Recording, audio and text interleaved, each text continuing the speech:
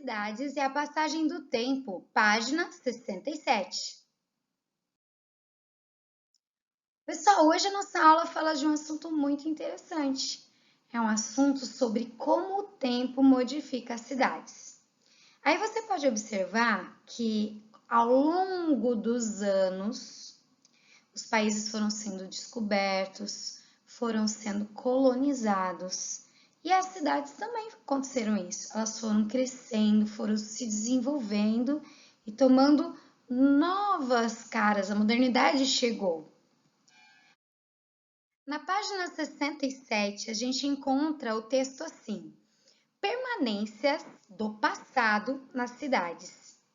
Grande parte do patrimônio arquitetônico da cidade de Ouro Preto, em Minas Gerais, permanece preservada. As igrejas cristãs estão presentes tanto em Ouro Preto quanto na maioria das cidades brasileiras. Os templos católicos representam a forte religiosidade trazida pelos portugueses ao Brasil durante o período colonial. Quando se formava uma pequena vila ou um arraial, uma capela era construída no centro do povoado, como demonstração de devoção religiosa marcante naquele período. Conforme a cidade se desenvolvia e a população aumentava, novas igrejas eram edificadas.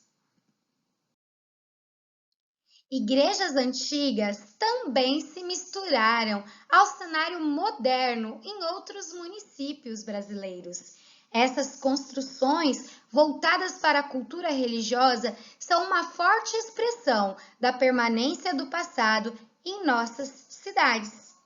Aí você vê dois exemplos. No Rio de Janeiro, você vê os prédios modernos em volta e a Igreja Nossa Senhora da Candelária com arquitetura bem antiga, bem ao centro.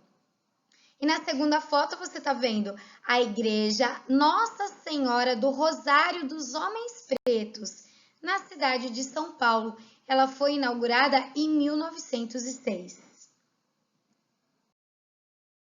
Ainda na página 68, nós temos 3 exercícios. Vamos conferir? Relacione as construções representadas nas imagens acima com os edifícios que hoje estão ao redor delas. Então, a gente viu lá que as igrejas são antigas e os prédios ao redor são modernos. Questão 2. Quando foram construídas as diferentes edificações representadas nessas fotos, se olhar do lado da foto lá, diz assim, ó, que foram no fim do século XIX e no início do século XX. Os demais prédios nas décadas finais do século XX. Número 3. Por que essas e muitas outras igrejas antigas não foram destruídas ao longo do tempo?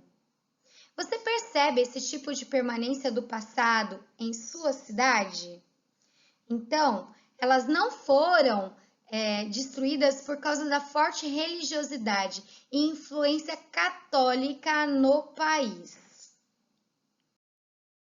Aqui em Governador Valadares, a gente tem a Catedral de Santo Antônio de Pádua, que é essa daí que você pode observar. Ó. Ela continua ainda bem preservada, porém, ela pode ver que antes as árvores eram muito pequenininhas, agora estão grandes. E também a gente tem, olha, a Igreja Presbiteriana, esse foi o primeiro templo na cidade de Governador Valadares, e esse é o primeiro templo da igreja, a primeira igreja presbiteriana. Também fazem parte da cultura religiosa da cidade. Nessa imagem, agora, a gente está na cidade do Rio de Janeiro, de um mesmo ponto, olhando em posição ao Pão de Açúcar. Vê lá aquela pedra bem grande? Só que em anos diferentes. Então, observa lá, ó, primeira foto, quase só vegetação, 1608. Embaixo já começou um pouco de construção, 1650. 1723 já estava mais difícil de ver, apesar de estar nublado, né? 1824, como já estava bem mais construído embaixo. Lá em cima, agora, 1910, já começaram até com prédios maiores. 1955, 1999 e essa última foto, 2016. Aí, com essa sequência de fotos, você consegue perceber como a cidade vai se transformando. Aqui também, olha que interessante essa foto. O rapaz pegou uma foto antiga, segurou na mão, na mesma posição da rua, comparando as duas coisas. Essa foto também, ó.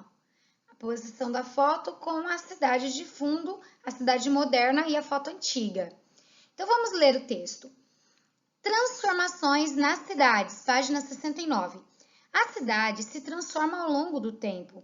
Apesar de certas construções resistirem às mudanças, muitas são derrubadas para que outras possam substituí-las. Terrenos vazios vão, aos poucos, dando lugar a novas edificações. Aí você também observa uma cidade, né? A partir do fim do século XIX, início do século XX, algumas cidades brasileiras, especialmente as capitais, passaram por um processo de modernização e desenvolvimento influenciado em grande parte pela expansão das cidades europeias. Paris, capital da França, era o principal modelo urbano da época. Aqui a gente está vendo o Arco do Triunfo, que é um dos grandes pontos turísticos da França. Você sabia que a França é o país mais visitado do mundo? A maior parte dos pacotes turísticos, as pessoas que viajam, vão em direção à França, em especial Paris. Página 70. O que você vê? As fotografias a seguir mostram a Avenida Champs-Élysées, em Paris, em 3 momentos históricos. Observe atentamente as diferenças entre elas. Registre suas descobertas nas linhas abaixo e converse sobre isso com os colegas e o professor. Então, a primeira coisa que a gente observa é que todas estão apontando, mirando para algum lugar. E esse lugar, ele é a avenida, que no fim está o Arco do Triunfo, um dos principais monumentos franceses inaugurados em 1936. Nas fotografias, então, a gente pode observar o progresso dos transportes, a organização do trânsito, a avenida que é larga e planejada e uma arborização planejada. Você sabia que o Brasil já teve seu próprio Arco do Triunfo? É uma história muito legal. Em 1921, o então presidente do Brasil, que na época se chamava Epitácio Pessoa, confirmou uma visita a São Paulo. Para celebrar sua chegada, a prefeitura se inspirou nos ideais franceses e resolveu um Arco do Triunfo provisório. Em surpreendentes 3 dias, o monumento foi erguido pelo arquiteto Ramos de Azevedo. Tinha 28 metros de altura e 27 metros de largura. Mas o arco durou pouco tempo e foi desmontado após a celebração da independência do Brasil em 7 de setembro de 1921. Nós, no Brasil, temos também outras paisagens que são inspiradas na França. Esse, por exemplo, é o Largo do Chá. E a gente pode ver aí que tem algumas coisas das características da arquitetura francesa. Agora, se você ainda não teve a oportunidade de visitar a França, por exemplo, os jardins do Château de Versailles, você sabe que aqui no Brasil tem um lugar que imita direitinho? É o Jardim do Museu do Ipiranga. Faz uma boa correspondência. Ela foi projetada, esse jardim, pelo paisagista belga Arsenius Puttemans e foi entregue ao público em 1909.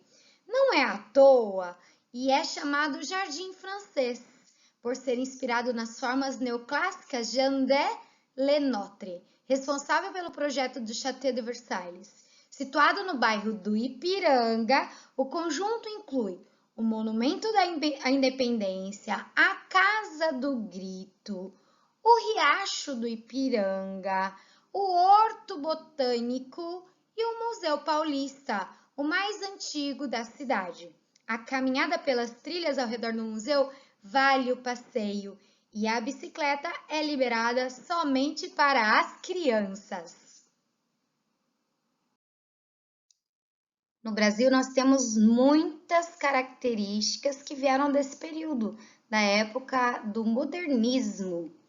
Pode começar agora a observar os prédios e tente identificar quais tiveram uma influência francesa. Um beijo e até a próxima aula!